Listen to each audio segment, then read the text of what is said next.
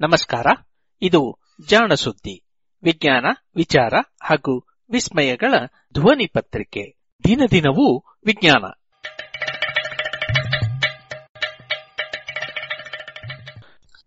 ಸಂಪುಟ 4, ಸಂಚಿಕೆ 53, ನವೆಂಬರ್ 2, 2020.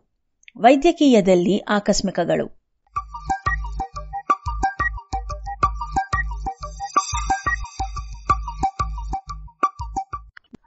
ಕಿಡಿಗಳೋ ಇಲ್ಲವೇ ಖೀರೋ, ಭಾಗ 2.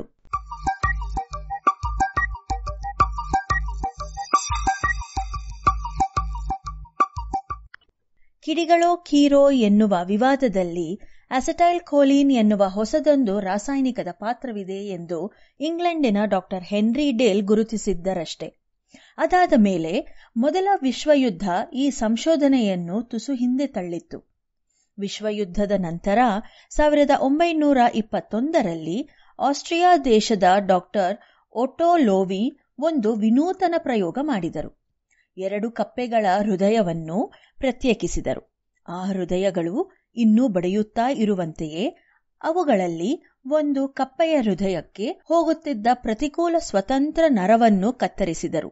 ಮತ್ತೊಂದು ಕಪ್ಪೆಯಲ್ಲಿ ಆ ನರವನ್ನು ಅಂತೆಯೇ ಉಳಿಸಿಕೊಂಡು ಅದರ ಹೃದಯದಲ್ಲಿ ಸಲೈನ್ ದ್ರಾವಣ ತುಂಬಿದರು. ಹೃದಯದ ಸಂಪರ್ಕದಲ್ಲಿದ್ದ ಪ್ರತಿಕೂಲ ಸ್ವತಂತ್ರ ನರವನ್ನು ಹಲವಾರು ಬಾರಿ ಪ್ರಚೋದಿಸಿದರು. ಈಗ ಆ ಸಲೈನ್ ದ್ರಾವಣವನ್ನು ಆ ಕಪ್ಪೆಯ ಹೃದಯದಿಂದ ತೆಗೆದು ಪ್ರತಿಕೂಲ ಸ್ವತಂತ್ರ ನರದ ಸಂಪರ್ಕವನ್ನು ತೆಗೆದು ಹಾಕಿದ್ದ ಮೊದಲ ಕಪ್ಪೆಯ ಹೃದಯಕ್ಕೆ ವರ್ಗಾಯಿಸಿದರು.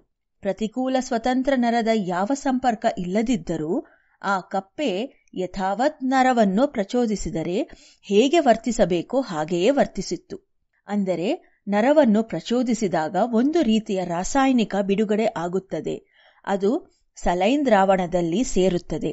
ಅಂತಹ ರಾಸಾಯನಿಕ ಮಿಶ್ರವಾದ ಸಲೈನ್ ದ್ರಾವಣವನ್ನು ನರದ ಸಂಪರ್ಕ ಇಲ್ಲದ ಮತ್ತೊಂದು ಹೃದಯಕ್ಕೆ ವರ್ಗಾಯಿಸಿದರೆ ಆ ರಾಸಾಯನಿಕದ ಪ್ರಭಾವದ ಮೂಲಕ ಅದು ನರದ ಚೋದನೆ ಮಾಡಿದರೆ ಹೇಗೆ ವರ್ತಿಸಬೇಕೋ ಹಾಗೆಯೇ ವರ್ತಿಸುತ್ತದೆ. ಅಂದರೆ ನರದ ಚೋದನೆ ರಾಸಾಯನಿಕದ ಮೂಲಕವೇ ಆಗುತ್ತದೆ ಎಂದಾಯಿತು. ಒಂದು ವೇಳೆ ಇಲ್ಲಿ ವಿದ್ಯುತ್ ಸಂಕೇತಗಳು ಕೆಲಸ ಮಾಡದಿದ್ದರೆ ಸಲೈನ್ ವರ್ಗಾವಣೆಯಿಂದ ಯಾವ ಪರಿಣಾಮವೂ ಆಗುತ್ತಿರಲಿಲ್ಲ. ಡಾ ಲೋವಿ ಅವರ ಈ ಸರಳ ಸಂಶೋಧನೆ ಕ್ರಾಂತಿಕಾರಕವಾಗಿತ್ತು. ಈ ಪ್ರಯೋಗದ ವಿಷಯ ತಿಳಿದ ಡಾ ಡೇಲ್ ಬಹಳ ಸಂತೋಷಪಟ್ಟರು. ಅವರ ಅನುಮಾನಕ್ಕೆ ಈಗ ಪ್ರಬಲ ಪುರಾವೆ ದೊರೆತಿತ್ತು. ಡಾ ಲೋವಿ ಅವರ ಪ್ರಯೋಗದಲ್ಲಿ ವರ್ಗಾವಣೆಗೊಂಡ ರಾಸಾಯನಿಕ ಅಸೆಟೈಲ್ ಕೋಲಿನ್ ಎಂದು ಡೇಲ್ ಅನತಿ ಕಾಲದಲ್ಲೇ ತಿಳಿಸಿದರು. ಡಾ ಲೋವಿ ಅವರು ತಮ್ಮ ಪ್ರಯೋಗವನ್ನು ಹಲವಾರು ಸ್ಥಳಗಳಲ್ಲಿ ನಡೆಸಿ ಎಲ್ಲರಿಗೂ ಪ್ರಯೋಗದ ಸಫಲತೆಯನ್ನು ಮನಗಾಣಿಸಿದರು. ನಿಧಾನವಾಗಿ ನರಗಳ ಪರಸ್ಪರ ಸಂಪರ್ಕ ರಾಸಾಯನಿಕಗಳ ಮೂಲಕ ಆಗುತ್ತದೆ ಎಂದು ನಂಬುವವರ ಸಂಖ್ಯೆ ಬೆಳೆಯಿತು. ಇಷ್ಟಾದರೂ ಡಾ ಲೂಯಿಸ್ ಲಾಪಿಕ್ ಅವರು ಅದನ್ನು ಒಪ್ಪಲು ಸಿದ್ಧರಿರಲಿಲ್ಲ. ಅದು ರಾಸಾಯನಿಕ ಎನ್ನುವುದಾದರೆ ಅದನ್ನು ತೋರಿಸಿ ಎಂದು ಅವರ ವಾದ. ಆದರೆ ಅಸೆಟೈಲ್ ಕ್ಲೋರಿನ್ ಅನ್ನು ಪ್ರತ್ಯೇಕಿಸಿ ಅದರಿಂದ ಪ್ರಯೋಗಗಳನ್ನು ನಡೆಸಿದರೆ ಮಾತ್ರ ಅದನ್ನು ನಿರ್ವಿವಾದವಾಗಿ ಸಾಬೀತು ಮಾಡುವುದು ಸಾಧ್ಯ. ಎಷ್ಟೇ ಕಷ್ಟಪಟ್ಟರೂ ಆ ರಾಸಾಯನಿಕ ಯಾರ ಪ್ರಯೋಗಕ್ಕೂ ಸಿಗಲೇ ಇಲ್ಲ.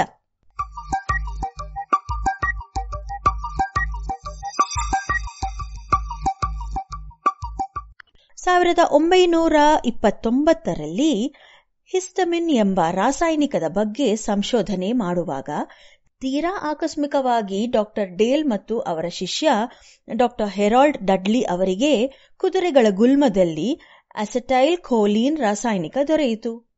ಅಂದರೆ ಅಸೆಟೈಲ್ ಕೋಲಿನ್ ಪ್ರಾಣಿಗಳ ಶರೀರದಲ್ಲಿ ಸಹಜವಾಗಿ ಲಭಿಸುವ ರಾಸಾಯನಿಕ ಎಂದು ತಿಳಿಯಿತು. ಈಗ ಹೊಸ ಹುರುಪಿನೊಂದಿಗೆ ಡಾ ವಿಲ್ಹೆಮ್ ಫೆಲ್ಡ್ಬರ್ಗ್ ಅವರೊಡನೆ ಪ್ರಯೋಗಗಳನ್ನು ಮತ್ತೆ ಆರಂಭಿಸಿದ ಡಾ ಡೇಲ್ ಮತ್ತಷ್ಟು ಕೌತುಕಗಳನ್ನು ಕಂಡುಕೊಂಡರು. ಅನುಕೂಲ ಸ್ವತಂತ್ರ ನರಗಳು ಅಡ್ರಿನಲಿನ್ ರಾಸಾಯನಿಕವನ್ನು, ಪ್ರತಿಕೂಲ ಸ್ವತಂತ್ರ ನರಗಳು ಅಸೆಟೈಲ್ ಕೋಲಿನ್ ರಾಸಾಯನಿಕವನ್ನು ಮಾತ್ರ ಸ್ರವಿಸುತ್ತವೆ ಎಂಬ ಕಟ್ಟುಪಾಡು ಇಲ್ಲವೆಂದು, ಸ್ವೇದ ಗ್ರಂಥಿಗಳಂತಹ ಕೆಲವೊಂದು ಅಂಗಾಂಗಗಳಲ್ಲಿ ಅನುಕೂಲ ಸ್ವತಂತ್ರ ನರಗಳು ಅಡ್ರಿನಲಿನ್ ರಾಸಾಯನಿಕದ ಬದಲಿಗೆ ಅಸೆಟೈಲ್ ಕೋಲಿನ್ ಅನ್ನು ಸ್ರವಿಸುತ್ತವೆ ಎಂದು ಪತ್ತೆ ಮಾಡಿದರು. ಇದು ಕಿಡಿಗಳೋ ಇಲ್ಲವೋ ಖೀರೋ ವಿವಾದದಲ್ಲಿ ಖೀರಿನ ವಿಜಯವಾಗಿತ್ತು. ಆದರೆ ಕಿಡಿಗಳು ಇನ್ನೂ ಆರಿರಲಿಲ್ಲ. 1936ರಲ್ಲಿ ಡಾ ಡೇಲ್ ಮತ್ತು ಲೋವಿ ಈ ವಿಷಯವಾಗಿ ನೊಬೆಲ್ ಬಹುಮಾನಕ್ಕೆ ಪಾತ್ರರಾದರು. ಆದರೆ ಈ ವಿವಾದಕ್ಕೆ ಮಾತ್ರ ತೆರೆ ಬೀಳಲಿಲ್ಲ.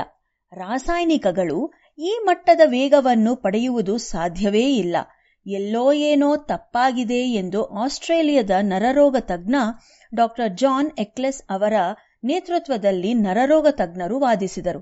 ಡಾ ಹೆಂಡರ್ಸನ್ ರಂತಹ ಇನ್ನಷ್ಟು ತಜ್ಞರು ರಾಸಾಯನಿಕಗಳು ನರಗಳ ಸಂವಹನದ ಆರಂಭದ ಭಾಗ ಮಾತ್ರ, ಒಮ್ಮೆ ರಾಸಾಯನಿಕಗಳಿಂದ ಆರಂಭವಾಗುವ ಪ್ರಕ್ರಿಯೆಯನ್ನು ನಂತರ ಮುಂದುವರೆಸುವುದು ವಿದ್ಯುತ್ ಸಂಕೇತಗಳು ಎಂದು ಎರಡೂ ಬದಿಗಳನ್ನು ಹಿಡಿದರು.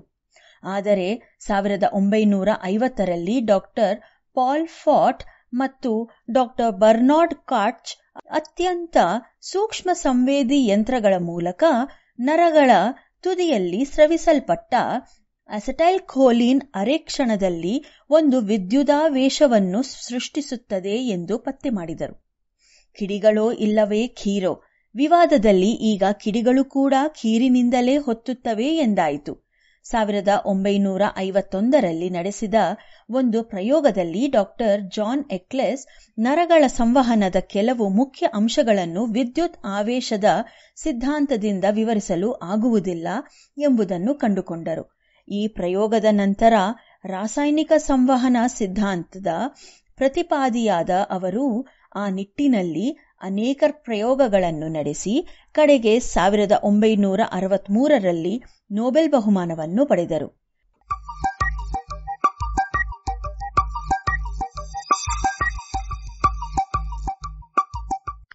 ಇದು ಇಲ್ಲಿಗೆ ಮುಗಿಯಲಿಲ್ಲ. ಅನುಕೂಲ ಸ್ವತಂತ್ರ ನರಗಳನ್ನು ಪ್ರಚೋದಿಸುವಾಗ ಸ್ರವಿಕೆ ಆಗುವ ರಾಸಾಯನಿಕ ಆಡ್ರಿನಲಿನ್ ಅಲ್ಲವೆಂದೂ, ಆದರೆ ಅದಕ್ಕೆ ರಚನೆಯಲ್ಲಿ ಸಂವಾದಿಯಾದ ನಾರ್ ಆಡ್ರಿನಲಿನ್ ಎಂಬ ರಾಸಾಯನಿಕ ಎಂದೂ ತಿಳಿಯಿತು. ಈ ಅನ್ವೇಷಣೆಗೆ ಸ್ವೀಡನ್ನ ಡಾ ಉಲ್ಫ್ ವಾನ್ ಐಲರ್, ಅಮೆರಿಕದ ಡಾ ಜೂಲಿಯನ್ ಆಕ್ಸೆಲ್ರಾಡ್ ಮತ್ತು ಜರ್ಮನಿಯ ಡಾ ಬರ್ನಾರ್ಡ್ ಕಾಟ್ಚ್ ಅವರಿಗೆ 1970ರ ನೊಬೆಲ್ ಪ್ರಶಸ್ತಿ ಲಭಿಸಿತು. ನರಗಳ ಸಂವಹನದಲ್ಲಿ ರಾಸಾಯನಿಕಗಳ ಪಾತ್ರ ಸಿದ್ಧವಾದ ನಂತರ ಅದನ್ನು ನಿಗ್ರಹಿಸುವ ಅನೇಕ ಔಷಧಗಳು ತಯಾರಾದವು. ಪ್ರತಿಯೊಂದು ಔಷಧದ ಪ್ರಭಾವ ತಿಳಿಯುತ್ತಾ ಇದ್ದಂತೆ ನರವ್ಯೂಹದ ಸಂಪರ್ಕ ಸಂವಹನಗಳ ಅನೇಕ ರಹಸ್ಯಗಳು ಅನಾವರಣಗೊಂಡವು. ಡಾ ಡೇಲ್ ಅವರ ಸಿದ್ಧಾಂತ ದಿನೇ ದಿನೇ ಬಲಿಷ್ಠವಾಯಿತು. ನರವ್ಯೂಹದ ಕಾರ್ಯದಲ್ಲಷ್ಟೇ ಅಲ್ಲದೆ ಮಾನಸಿಕ ಕಾಯಿಲೆಗಳ ಚಿಕಿತ್ಸೆಯಲ್ಲೂ ಈ ರಾಸಾಯನಿಕಗಳು ಕೆಲಸ ಮಾಡಿದವು. ಮನಸ್ಸು ಎಂಬ ಅವ್ಯಕ್ತ ಅಂಗ ಇರುವುದು ಮೆದುಳಿನಲ್ಲಿಯೇ ಎಂದು ಪಕ್ಕಾ ಆಯಿತು. ನರವ್ಯೂಹದ ರಚನೆ, ಕಾರ್ಯ, ಸಂಪರ್ಕ, ಹೊಂದಾಣಿಕೆ, ಅವಲಂಬನೆ, ಸಮತೋಲನ ಇವುಗಳ ಬಗ್ಗೆ ಅಪಾರ ಸಂಶೋಧನೆಗಳು ನಡೆದವು. ಅಮೂರ್ತವಾಗಿದ್ದ ಮನಃಶಾಸ್ತ್ರ ಈಗ ರಾಸಾಯನಿಕಗಳ ತಳಹದಿಯ ನೆರವಿನಿಂದ ವಿಶಾಲವಾಗಿ ಬೆಳೆಯಿತು. ಮನಸ್ಸಿಗೆ ಸಂಬಂಧಿಸಿದ ಔಷಧಗಳ ಉದ್ಯಮ ಬೃಹತ್ತಾಗಿ ಬೆಳೆಯಿತು. ಮೆದುಳಿನ ಅಧ್ಯಯನಕ್ಕೆ ಸಂಪೂರ್ಣವಾಗಿ ಹೊಸ ರೂಪ ಒದಗಿತು. ವೈದ್ಯಕೀಯ ಪಠ್ಯಪುಸ್ತಕಗಳು ಆಮೂಲಾಗ್ರವಾಗಿ ಬದಲಾದವು.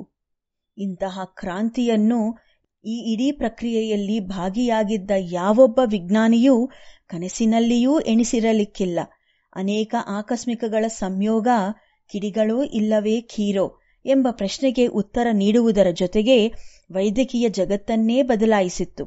ಇತಿಹಾಸವನ್ನು ರೂಪಿಸುವ ನಿಟ್ಟಿನಲ್ಲಿ ಆಕಸ್ಮಿಕಗಳು ಮತ್ತೊಮ್ಮೆ ಮಹತ್ವದ ಪಾತ್ರವನ್ನು ವಹಿಸಿದ್ದವು.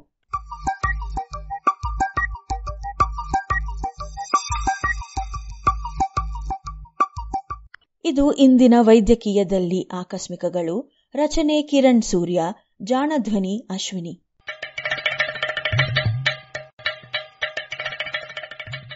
ಜಾಣ ಸುದ್ದಿಯ ಬಗ್ಗೆ ಸಲಹೆ ಸಂದೇಹಗಳು ಇದ್ದಲ್ಲಿ ನೇರವಾಗಿ 9886640328 ಈ ನಂಬರಿಗೆ ವಾಟ್ಸಪ್ ಮಾಡಿ ಇಲ್ಲವೇ ಕರೆ ಮಾಡಿ.